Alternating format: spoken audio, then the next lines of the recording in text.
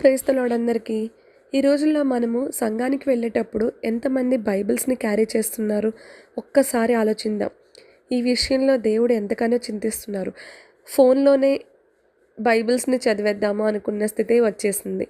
కానీ ఇది ఎంత రాంగ్ అంటే బైబిల్‌లో వాక్యములు, ఫోన్‌లో ఉన్న బైబిల్ యాప్‌లో ఉన్న వాక్యము 2 ఒకటే కదా! ఏదైతే ఏముంది అనే మనము అజ్ఞానంలో జీవించేస్తున్నాం.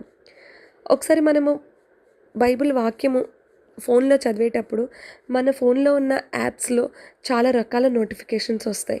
ఆ నోటిఫికేషన్స్ వల్ల మన మైండ్ ఎంత డిస్టర్బెన్స్ అవుతుంది ఒక్కసారి ఆలోచించండి. అదే మనము బుక్‌లో కానీ బైబిల్ చదివి దేవుని వాక్యం చదువుతుంటే పరిశుద్ధాత్ముడు మనతో ఎంతగానో సూటిగా మాట్లాడతారు. ఆ వాక్యంలో ఉన్న గుడార్థాన్ని అర్థం చేసుకోగలిగే జ్ఞానము దేవుడు మనకు అనుగ్రహిస్తారు. దేవుడు మనతో మాట్లాడడానికి ఎల్లప్పుడూ సిద్ధంగా ఉన్నారు. కానీ మన ఫుల్ అటెన్షన్ ఆయన మీద ఉండాలి.